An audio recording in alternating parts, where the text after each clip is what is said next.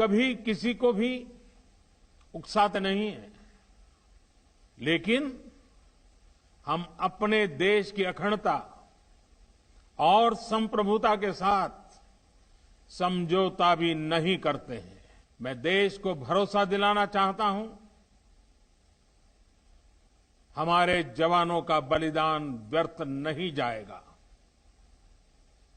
हमारे लिए भारत की अखंडता और संप्रभुता सर्वोच्च है और इसकी रक्षा करने से हमें कोई भी रोक नहीं सकता।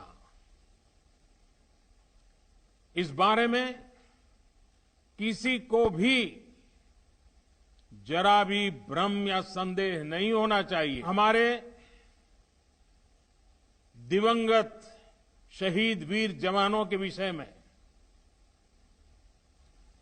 देश को इस बात का गर्व होगा कि वे मारते मारते मरे हैं।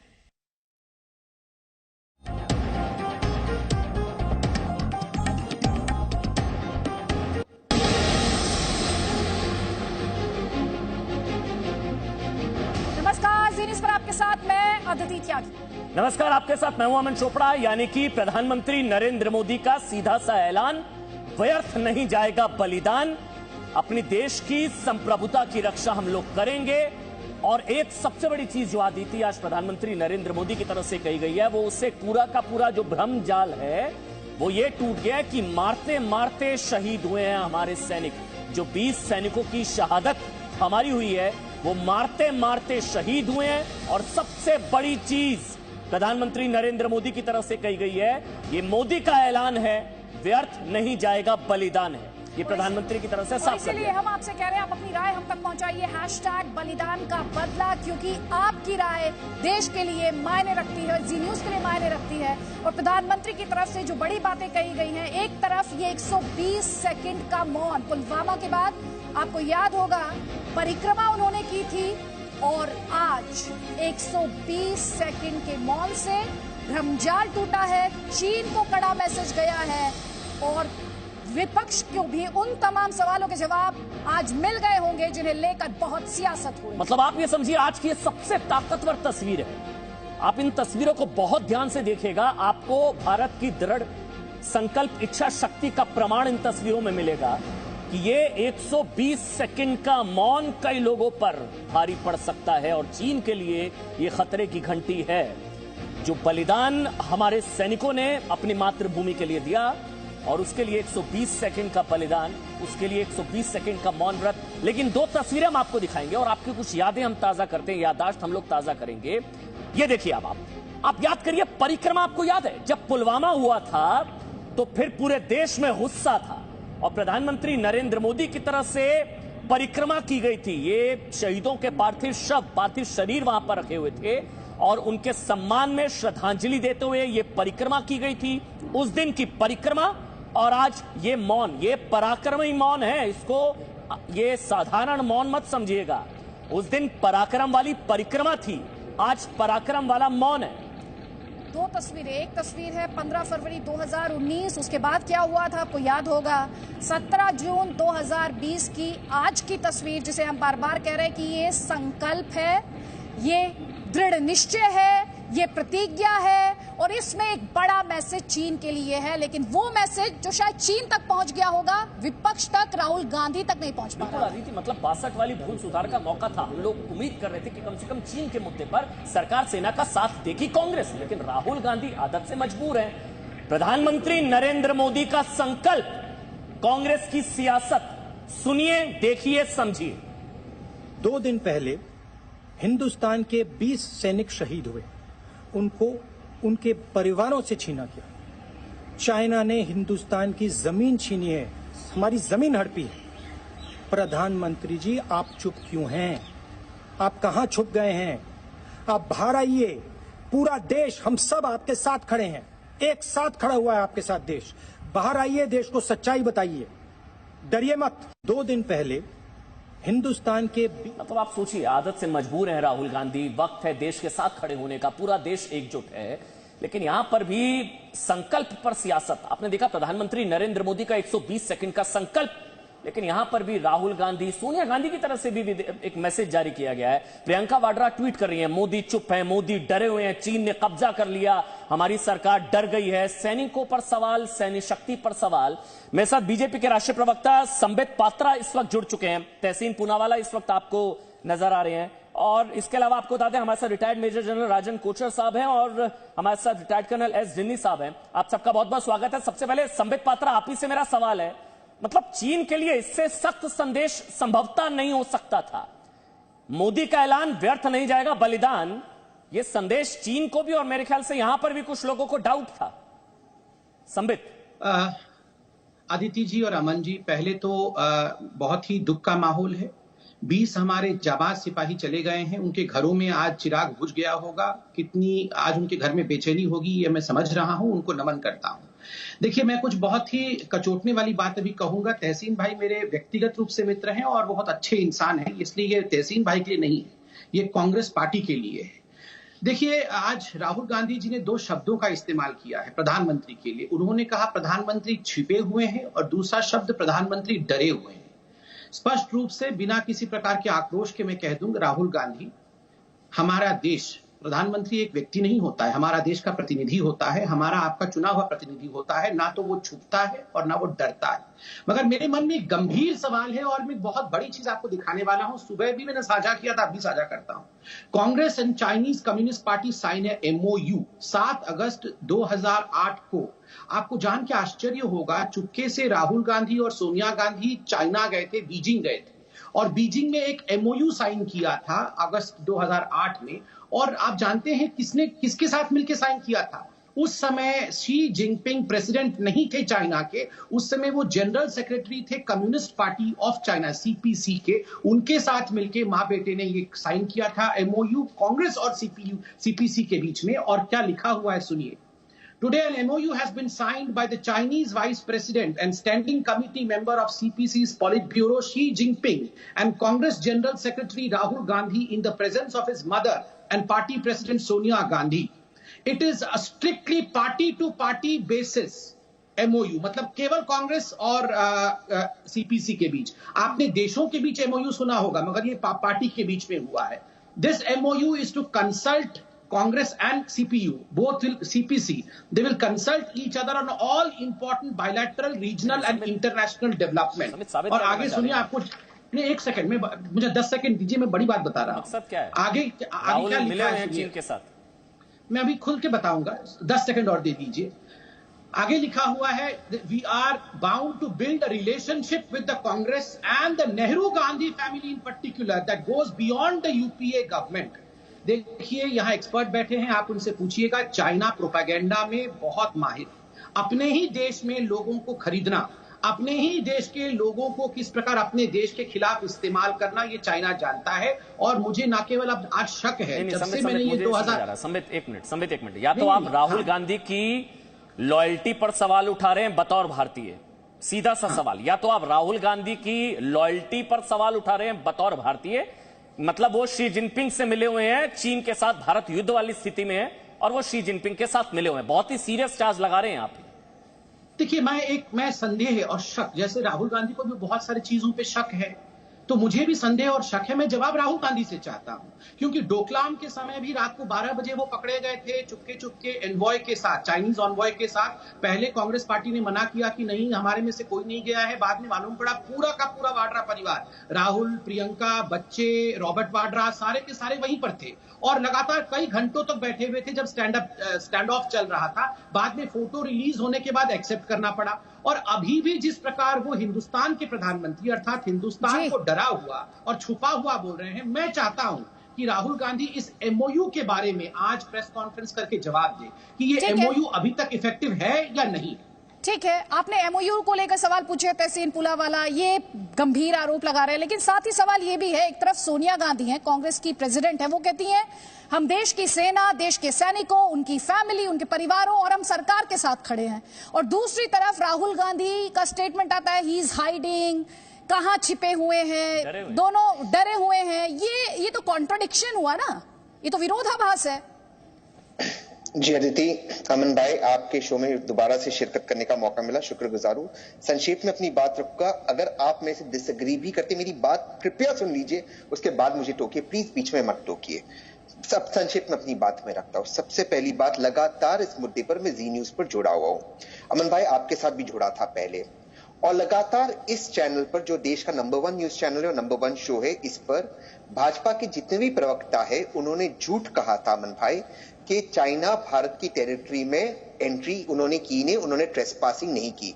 लगातार मैं बता रहा था इस शो के ऊपर कि फिंगर 4 और फिंगर 8 के बीच में चाइना है और गलवान वैली के अंदर चाइना थी, और उन्होंने झूठ कहा था। तो सबसे पहला सवाल कि भाजपा के प्रवक्ता यानी कि नरेंद्र मोदी साहब के प्रवक्ता ने जी न्यूज जैसे रिस्पॉन्सिबल चैनल पर लगातार झूठ क्यों बोला? एक चैनल पे तो आप ही, एक शो में तो आप ही एंकर थे अमन भाई, और उन्होंने झूठ बोला। दूसरी बात, देखिए, प्रधानमंत्री जी ने जब खेद व्यक्त किया, जब सुशांत सिंह राजपूत, मेरे मित्र थे, एक्वेंटेंस थे, जब वे मर गए, कुछ घंटों में प्रधानमंत्री जी ने रिग्रेट, सही था, उन्होंने रिग्रेट कहा, उन्होंने अपने कंडोलेंसेस दिया।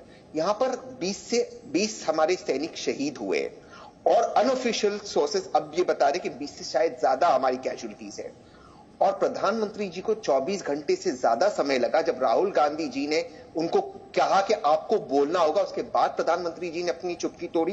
प्रधानमंत्री जी का ये काम है, ये हम सबके प्रधानमंत्री, कि इमीडिएटली आकर हमें संबोधित करें, लेकिन इससे ज्यादा समय लगा। और जब राहुल गांधी ने उनको कहा आप कहां बैठे हो, प्लीज बात कीजिए, तब वे आकर बोले। तो ये अनएक्सेप्टेबल है। हमें राजनीति छोड़ देनी चाहिए और इस सवाल का जवाब देना चाहिए कि भाजपा ने जी न्यूज पर झूठ क्यों बोला, लगातार झूठ क्यों बोला। तहसीन जी सर, कम से कम शहीदों को श्रद्धांजलि तो दे दीजिए एक बार।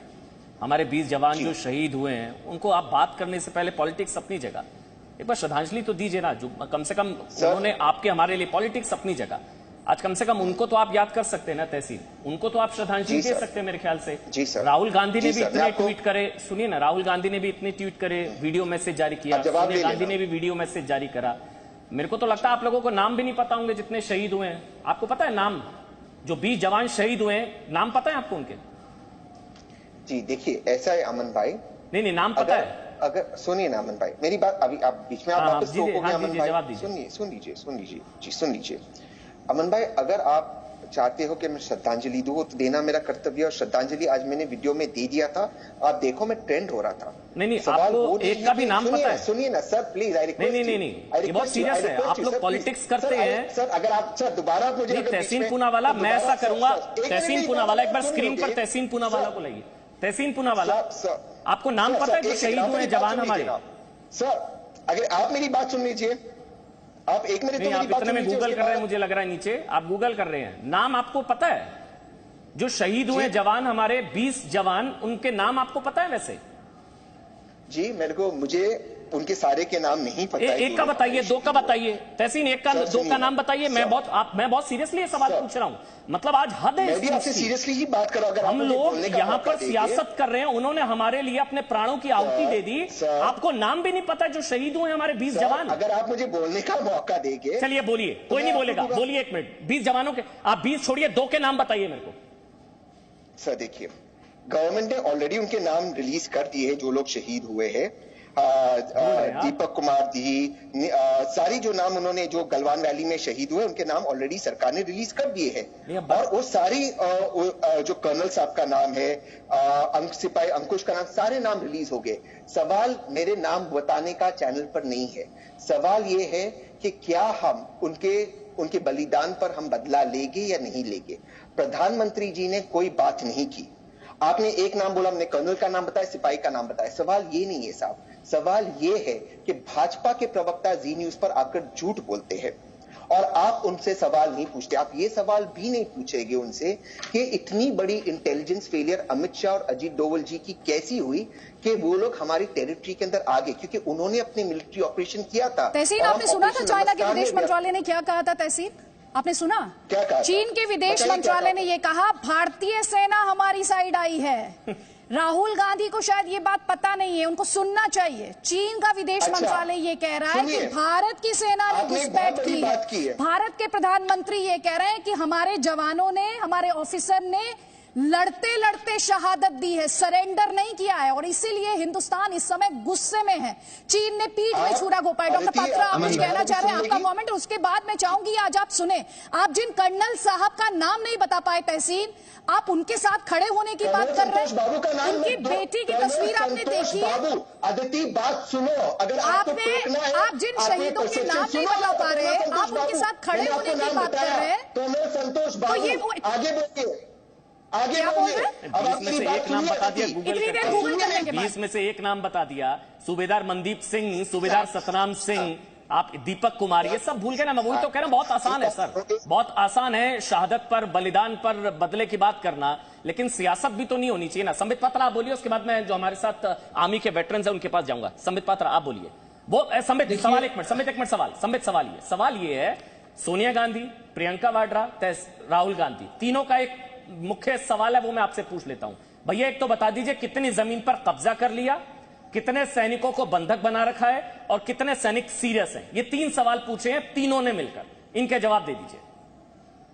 देखिए, पहली बात तो है कि जहां तक ये जो सवाल है, आपको ऐसा क्यों लगता है कि भारत की सरकार जवाब नहीं देगी? आपको इन द सेंस जिन लोगों ने ये सवाल पूछे हैं, याद करिए, यहाँ एक्सपर्ट बैठे हैं, डोकलाम के समय 73 डेज तक स्टैंड ऑफ रहा था और सारे जवाब दिए गए थे। राजनाथ जी के घर में सारे विपक्षी नेताओं को बुला करके उसके बाद सुषमा स्वराज जी ने, अरुण जेटली जी ने, राजनाथ जी ने ब्रीफ किया था, और फिर 19 तारीख को ऑल पार्टी मीटिंग भी रखी गई है। सारे जवाब दिए जाएंगे।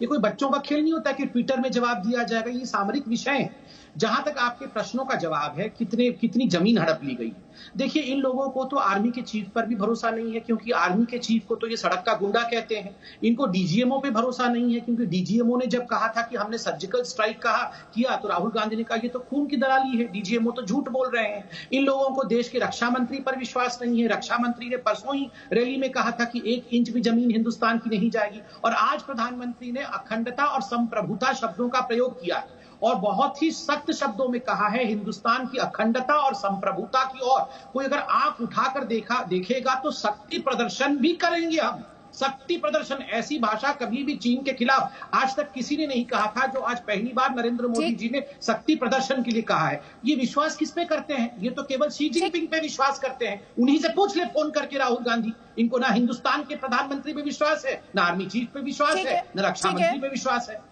मेजर जनरल राजन कोचर, आपसे मैं जानना चाह रही हूं, सर हमने देखा है सर्जिकल स्ट्राइक हो, बालाकोट एयर स्ट्राइक हो, या फिर अब एक बार फिर से हिंदुस्तान का सख्त रवैया हो और ये स्टैंड हो कि हम 1 इंच जमीन भी पीछे नहीं हटेंगे।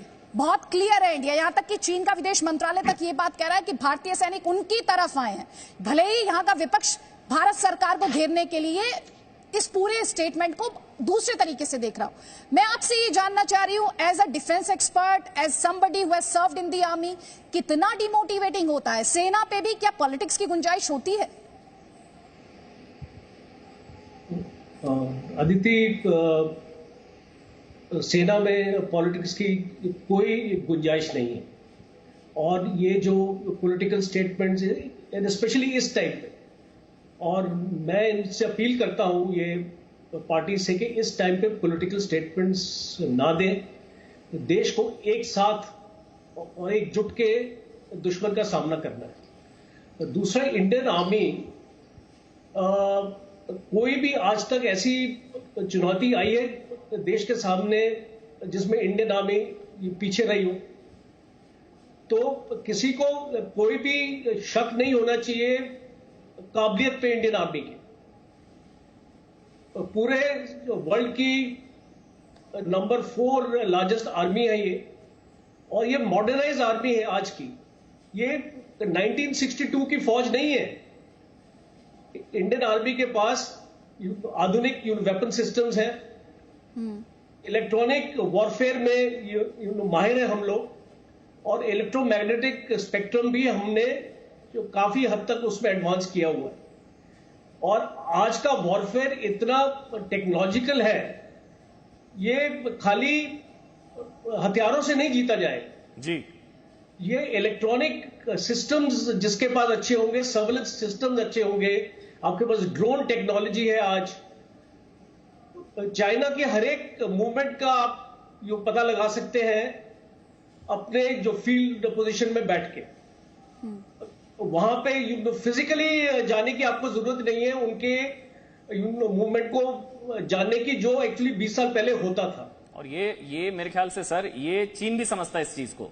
चीन समझ रहा है, लेकिन भारतीय सेना की क्षमता पर चीन बल्कि समझ गया कि भैया इनसे नहीं हम पंगा लेंगे। यहां 20 की जगह हमने 43 मार दिए वहां पर, बल्कि यहां पर कुछ लोगों को भरोसा नहीं हो पा रहा है भारतीय सेना पर। रिटायर्ड कर्नल एस डिनी साहब है, डिफेंस एक्सपर्ट है। डिनी साहब, मेरे ख्याल से ये इससे ज्यादा स्ट्रांग मैसेज लीडरशिप की तरफ से आज तक संभवतः नहीं दिया गया चीन को कि बलिदान व्यर्थ नहीं जाएगा, हम 1 इंच का भी समझौता नहीं करेंगे। ये शायद अब तक का सबसे सख्त संदेश चीन को। कर्नल डिनी जी बिल्कुल। और उसमें मैं एक चीज और बताना चाहूंगा। जब प्रधानमंत्री जी ने बताया था कि वो मारते मारते मरे हैं, उसका मतलब ये है कि जो मैं पहले दिन से ही मैं ये बोल रहा हूं, अगर हमारे वहां पर कैजुअलिटीज हुए हैं तो ये कोई किसी भी चीज को, किसी को कोई शक नहीं होना चाहिए कि चाइना की तरफ भी कैजुअलिटी हुआ होगा और हुआ है। अब वो बात दूसरी है कि वो बताएंगे नहीं कभी, क्योंकि उनको इतनी बड़ी शर्म की बात होगी कि इतने बड़ा राज्य है, सुपर पावर बनने की कोशिश कर रहा है और वहां पर अपना कैजुअलिटीज के बारे में वो कभी नहीं बताना चाहेगा। लेकिन मैं पहले दिन से ये बोल रहा हूं, अगर, और खास तौर पर आप ये ध्यान रखिए, एक बटालियन का कमांडिंग ऑफिसर वहां पर शहीद हुआ है और उस बटालियन के कमांडिंग ऑफिसर को कोई आंख उठा के भी देखें तो वो जवान फिर चुप नहीं बैठते हैं, उनको फिर काबू करना मुश्किल होता है। तो अगर हमारी तरफ इतने कैजुअलिटी हुए हैं तो आप ये यकीन मानिएगा उनको मुंह तोड़ जवाब दे चुके हैं, वहीं पर दे चुके हैं, उसमें कोई शक नहीं है मेरे को।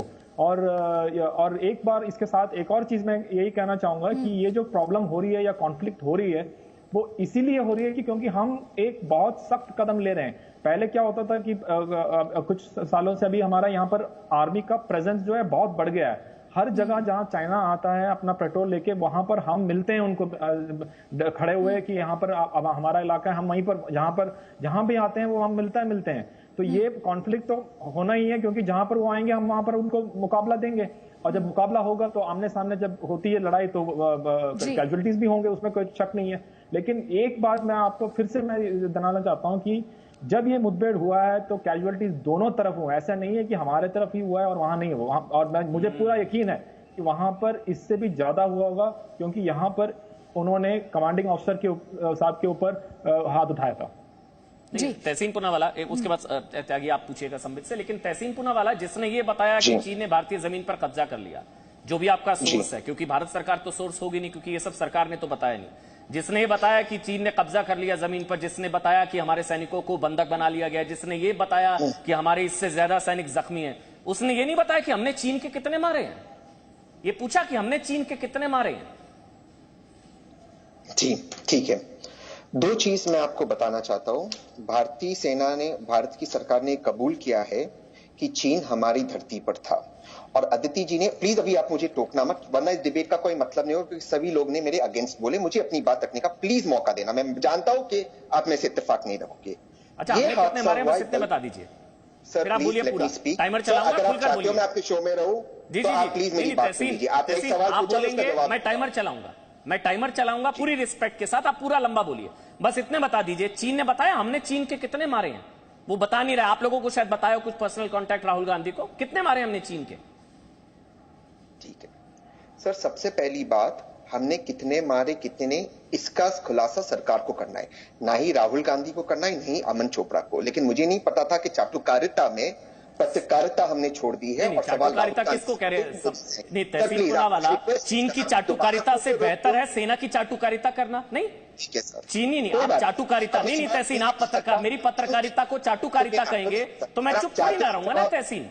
चीन की चाटुकारिता से बेहतर है सेना की चाटुकार। हाँ, मैं हूं सेना का चाटुकार, चलिए ठीक है, चलिए तहसीन पूनावाला, मैं हूं सेना का चाटुकार, और मेरे ख्याल से देश का हर भारतीय सेना का चाटुकार है।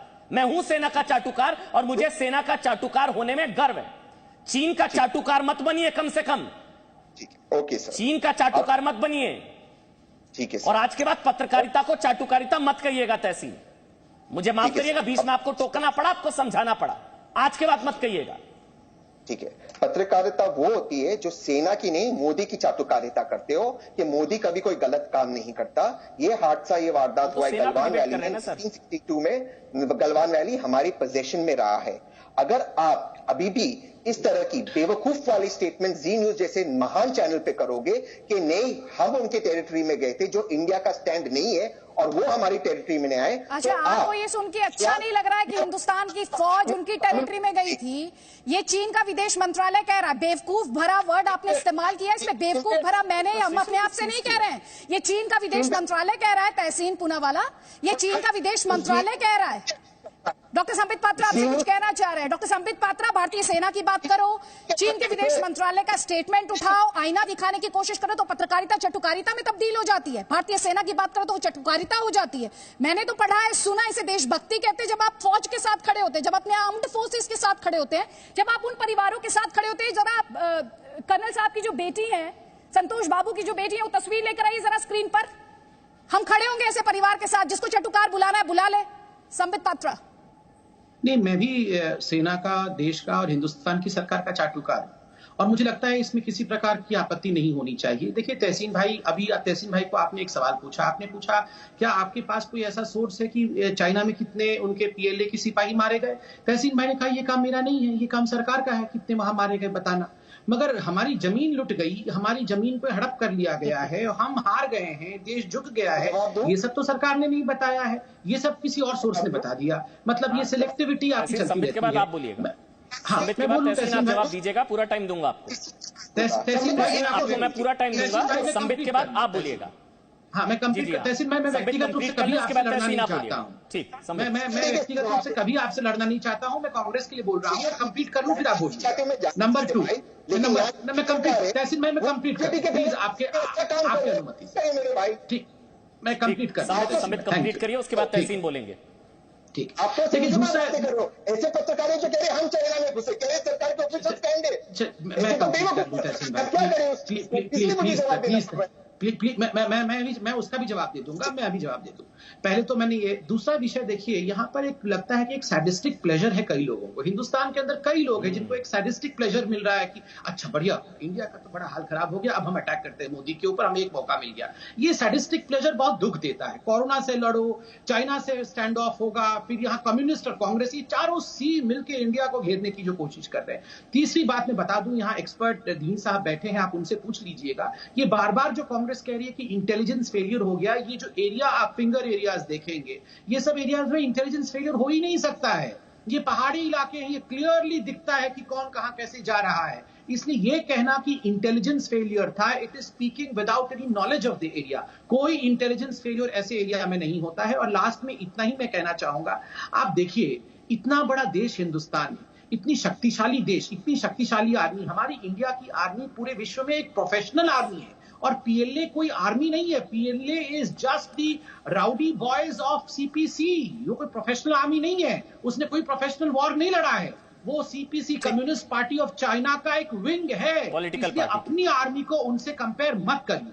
ठीक, तहसीन पूनावाला अब आप बोलिएगा। सवाल मैं फिर से पूछ रहा हूं, उम्मीद करूंगा मेरे सवाल का जवाब देंगे आप। सोनिया गांधी, राहुल गांधी, प्रियंका वाड्रा, सबने एक सवाल पूछा कि चीन ने कहां कहां कब्जा कर रखा है। ये तो राहुल गांधी को अपने परनाना से नहीं पूछना चाहिए कहां कहां कब्जा कर रखा है, वो शायद ज्यादा बेहतर बता देते। आपको भी पता होगा 43,000 वर्ग स्क्वायर किलोमीटर की जमीन, वो शायद ज्यादा नहीं बता देते। या मोदी को नेहरू समझ रहे हैं आप लोग? तहसीन पूनावाला, काश मोदी नेहरू होते, देश प्रगति करता, उन्नति करता। 40,000 वर्ग स्क्वायर किलोमीटर जमीन चली जाती है। क्योंकि मैं जानता हूं, दोबारा से आप इंटरप्ट करें, मैं जानता हूं आप इंटरप्ट करोगे। और पिछली बार जब मैं बोल रहा था और आपको जवाब दे रहा था, मेरा माइक म्यूट पर था, इसलिए मैं संक्षेप में जवाब दूंगा। इस वक्त चाइना फिंगर 8 और फिंगर 4 के बीच में, फिंगर 8 और फिंगर 5 के बीच में से सड़क बना दी है। ये सैटेलाइट इमेजेस से दिख रहे हैं, आप इसको झूठ बोले या सच बोले। गलवान वैली में इसलिए हम कह रहे कि चाइना ने ट्रेसपास किया क्योंकि 1962 से तहसीन आप बोल रहे हैं, आपका ऑडियो आ रहा है, क्या हो गया?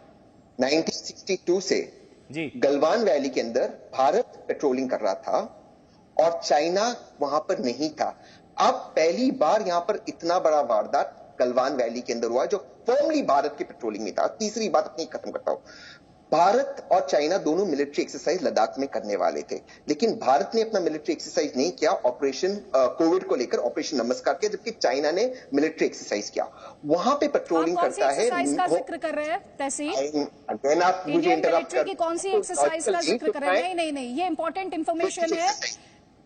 इस बीच बड़ी खबर आ रही है गलवान घाटी। इस बीच में बड़ी खबर जो अपने दर्शकों को हम दिखा रहे हैं स्क्रीन पर आपके, सोची समझी रणनीति के तहत चीन ने लद्दाख में कार्रवाई की है। भारत के विदेश मंत्रालय की तरफ से यह स्टेटमेंट आया। विदेश मंत्री ने इस झड़प को चीन की प्लानिंग बताया है। जमीनी हालात बदलने के लिए चीन ने पहले से ही ये योजना बना ली थी, ये विदेश मंत्रालय की तरफ से कहा जा रहा है। ये बहुत बड़ी खबर इस वक्त की, मतलब जो शुरुआत से कहा जा रहा था कि कील लगी रॉड्स थी, कटीले तार थी रॉड्स के ऊपर, ये बताया जा रहा था कि पूरी प्लानिंग के साथ अटैक किया गया। और यही विदेश मंत्रालय की तरफ से कहा गया कि LAC जमीनी जो हालात हैं उसको बदलने के लिए ये प्लान्ड अटैक किया गया है। प्लान्ड अटैक किया गया, सोची समझी रणनीति योजना बनाकर प्लान्ड तरीके से अटैक किया गया। ये विदेश मंत्रालय की तरफ से बताया गया है कि वहां पर मौजूदा जो स्थिति है LAC को लेकर, जो इलाकों की स्थिति है, वो जमीनी हालात बदलने के लिए चीन ने योजना बनाकर अटैक किया। ये बड़ी खबर इस वक्त की। रिटायर्ड मेजर जनरल राजन कोचर, ये बहुत बड़ी खबर है। मतलब ये तो सरकार कह रही है कि योजनाबद्ध तरीके से प्लान्ड अटैक था ये इंडियन आर्मी पर। रिटायर्ड मेजर जनरल राजन कोचर।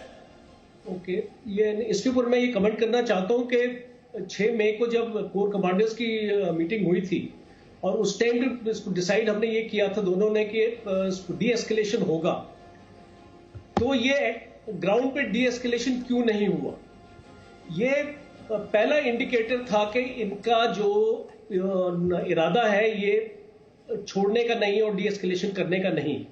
और इसीलिए मिनिस्ट्री ऑफ एक्सटर्नल अफेयर्स, विदेश मंत्रालय ने आज ये स्टेटमेंट दी है कि ये प्री प्लान था।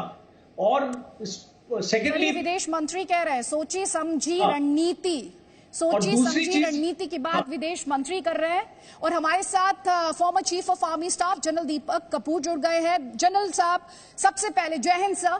ये मैं इसी स्टेटमेंट के साथ उठाना चाहती हूं यहां पर, क्योंकि ये बहुत बड़ा स्टेटमेंट है। ये सोची समझी रणनीति के तहत चीन ने गलवान में ये हिंसक झड़प की। भारतीय विदेश मंत्रालय।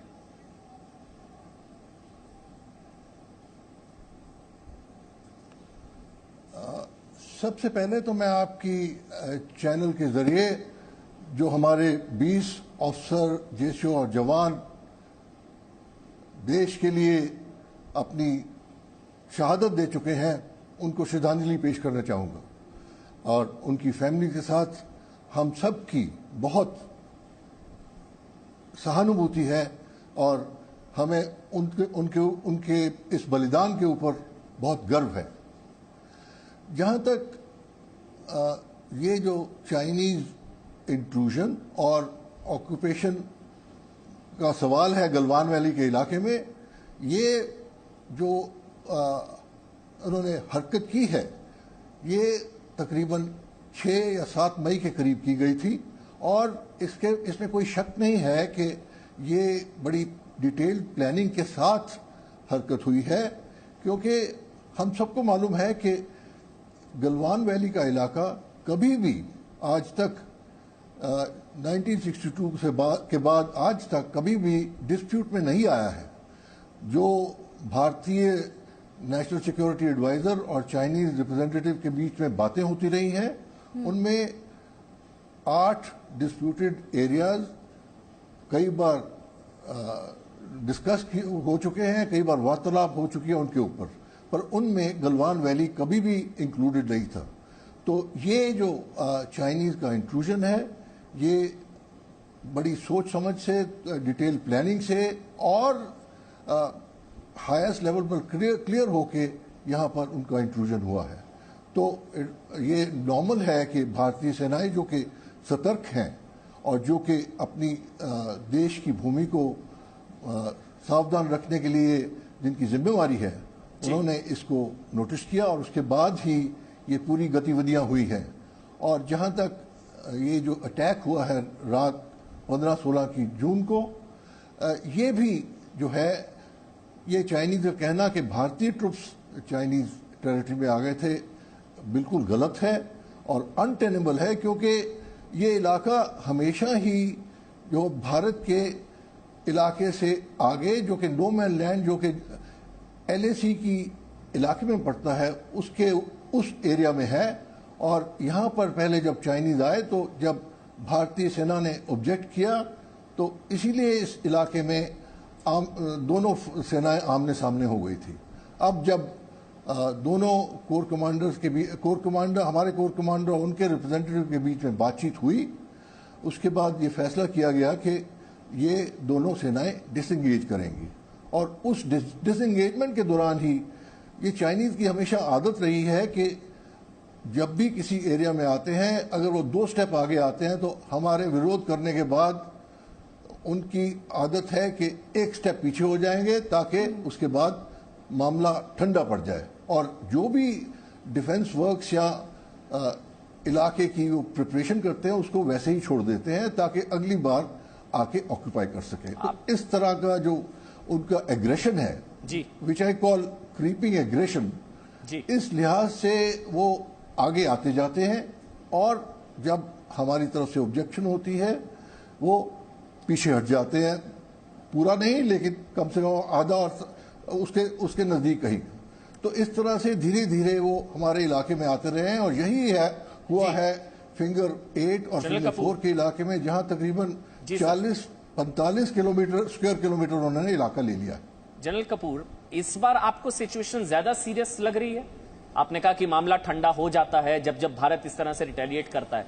इस बार ठंडा हो जाएगा बातचीत से, या ऑप्शंस क्या है भारत के पास? मैं ऑप्शंस जानना चाहूंगा बतौर चीफ ऑफ आर्मी स्टाफ। देखिए, ऑप्शंस बताइए सर। ऑप्शन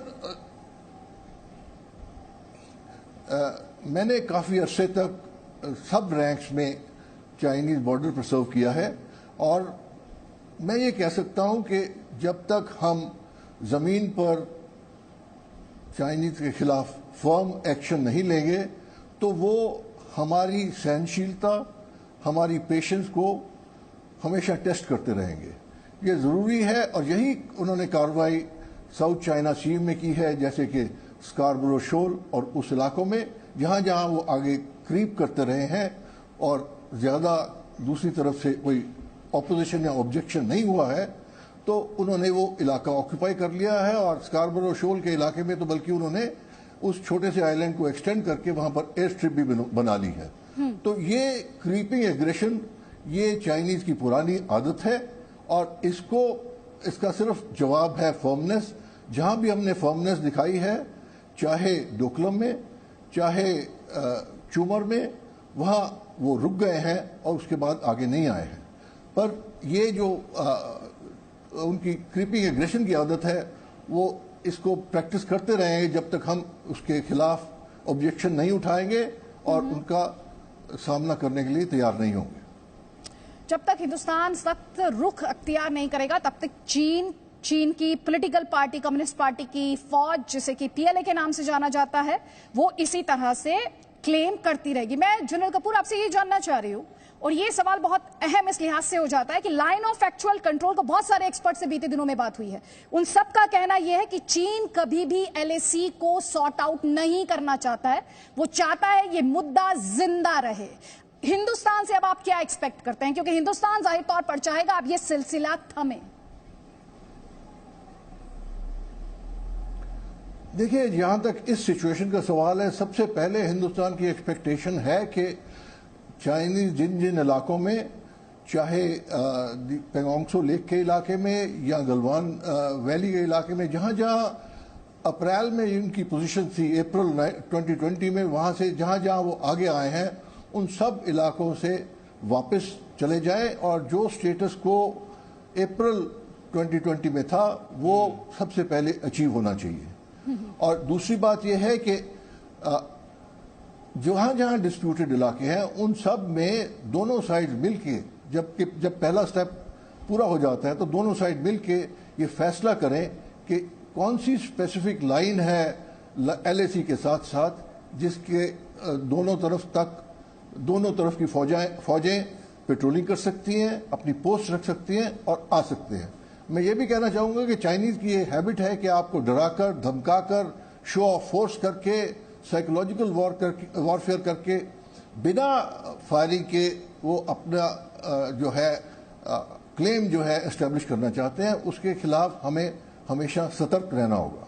जनरल कपूर, आज प्रधानमंत्री की तरफ से भी इस पर पहली बार बोला गया है। उन्होंने कहा है कि हम संप्रभुता से, अखंडता से समझौता नहीं करेंगे। उन्होंने कहा बलिदान व्यर्थ नहीं जाएगा।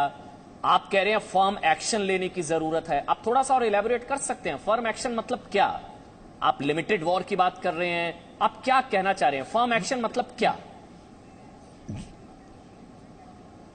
जब मैं फर्म एक्शन की बात करता हूं, ये फर्म एक्शन है जबकि जो भी चाइनीज का एक्शन होता है उसके ऊपर जो हमारा रिएक्शन होगा वो फर्म होना चाहिए। और जहां चाइनीज ने हमारे इलाके के ऊपर कहीं कब्जा किया है तो हमें उसकी अखंडता के लिए भी फर्म एक्शन लेना पड़ेगा।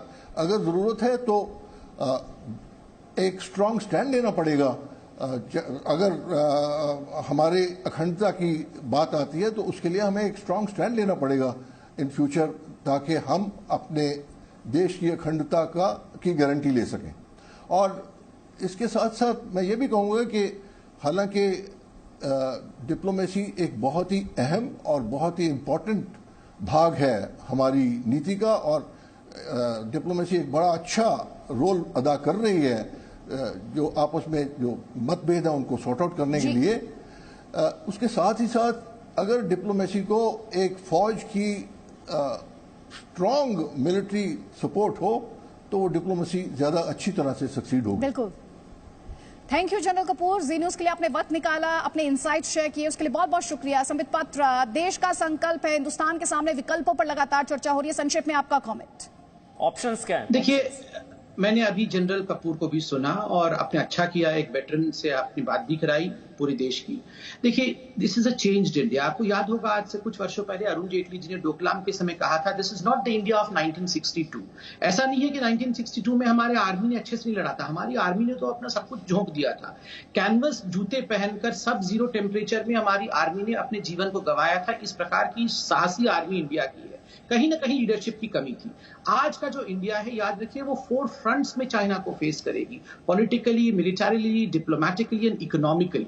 इकोनॉमिकली भी आजकल चाइना को कंटेन करना बहुत आवश्यक है। और याद रखिए, चाइना कहीं ना कहीं डाइवर्ट करने की कोशिश कर रहा है वर्ल्ड अटेंशन को। चाइना आज घिरा हुआ है, कोरोना को लेकर घिरा हुआ है।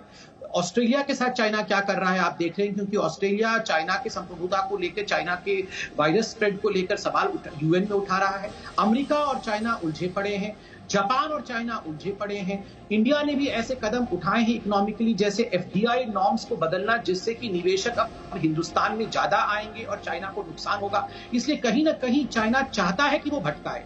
और मेरी चिंता सिर्फ इतनी है कि जिस साइकोलॉजिकल वॉरफेयर के विषय में जनरल साहब अभी बात कर रहे थे, उस साइकोलॉजिकल वॉरफेयर में अपने ही देश के माहौल को बिगाड़ना क्या हो रहा है अमेरिका में, आप देख रहे हैं। रेसिज्म के नाम पे पूरे अमेरिका में बहुत लोग कह रहे हैं कि चाइना का 30 सेकंड तहसीन हमें वाइंड अप करना है। 30 सेकंड तहसीन, ठीक है तहसीन, चाइना के ट्रैप में तो नहीं फंस रहे। 30 सेकंड आपके। संक्षेप में जो बात मैं जी न्यूज पर कह रहा था कि गलवान वैली में 62 से कोई हादसा नहीं हुआ है, वही जनरल साहब ने कहा। और जो अदिति बेवकूफ जैसा स्टेटमेंट करी थी कि इंडिया ने चाइना में अटैक किया, वो गलत साबित हुआ। चाइना ने अटैक किया तो ईएम ने भी कबूल किया। तो जी न्यूज के एंकर थोड़ी पढ़ाई करते आए और आइंदा जब पढ़ाई करते, उन्होंने क्या कहा, जनरल कपूर ने क्या कहा, तहसीन पूनावाला क्या कहा, जनरल कपूर ने क्या कहा, जनरल कपूर ने। पहले आपको अपना थोड़ा सा होमवर्क करना शुरू कीजिए, थोड़ा सा होमवर्क करना शुरू कीजिए, लॉजिकल पावर का थोड़ा सा काम कीजिए। चीन के विदेश मंत्रालय के हवाले से मैंने कहा आप रिसर्च करके आई कीजिए, रिसर्च कीजिए। रिसर्च और मेरे ख्याल से तहसीन इससे ज्यादा जरूरी है। सोर्स ऑफ इंफॉर्मेशन क्या है आपका? मतलब हम लोग बार बार कहते हैं ना, हमारा सोर्स ऑफ इंफॉर्मेशन क्या है? वो भारत सरकार है, सेना है। और थोड़ा ध्यान से सुना सोर्स ऑफ इंफॉर्मेशन चीन होगा तो वहां तो फिर वही प्रोपेगेंडा वाली खबरें होंगी। बहुत बहुत शुक्रिया तहसीन पूनावाला, संबित पात्रा। लेकिन अमन, मुझे अपने दर्शकों से ये कहना है, जब आप विपक्ष के इन रिप्रेजेंटेटिव्स को सुनते हैं तो जरा इस बात पर जरूर गौर फरमाया कीजिए कि वो ये तक नहीं सुनते कि किसके हवाले से, किसके स्टेटमेंट के हवाले से कौन सा सवाल उठाया जा रहा है।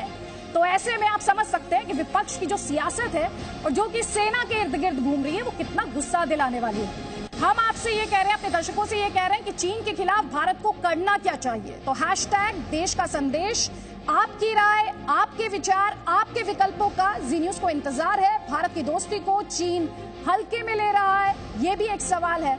अपने कमेंट्स हम तक पहुंचाते रहिए। क्या भारत को अब दुश्मनी दिखानी चाहिए, चीन के सामान का बहिष्कार करना चाहिए? इन सब पर आपकी राय क्या है, आप जवाब दें। मतलब आपके हिसाब से क्या होना चाहिए?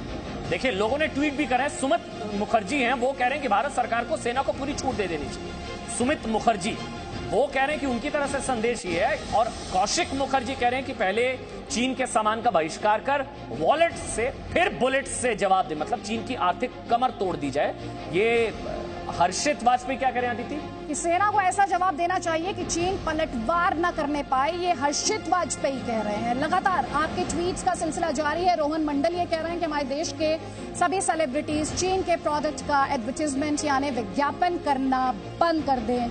अपने ट्वीट्स का सिलसिला जारी रखिए। देखिए, आशीष ये कह रहे हैं कि चीन के सामान का बहिष्कार और भारत के सामान का समर्थन करें, यानी जिस आत्मनिर्भर भारत की बात प्रधानमंत्री मोदी कह रहे हैं, स्वदेशी को लेकर जो आवाज बुलंद हुई है, वही बात आशीष के इस ट्वीट में साफ देखी जा सकती है। मतलब एक चीज है कि चीन को सबसे बुरी मार अगर कोई पड़ सकती है तो वो आर्थिक मार है। चीन अगर किसी चीज से सबसे ज्यादा घबराता है तो वो है आर्थिक कुटाई से।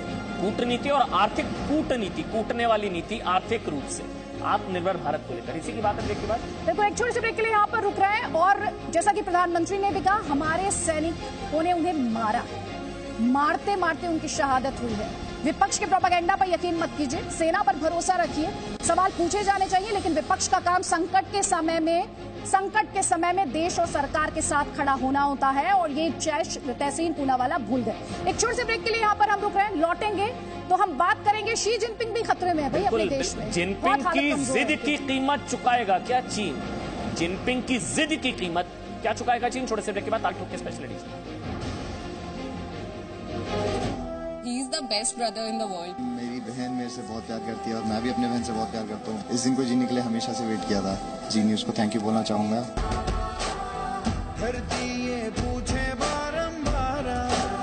जी न्यूज़ को बहुत धन्यवाद देना चाहता हूँ कि आज उन्होंने इतना बंदोबस्त करके हमारी फैमिली के साथ, हमारे बेटे रोहित के साथ बात करवाई है। जी न्यूज़ ने हमें एक्सेप्ट किया है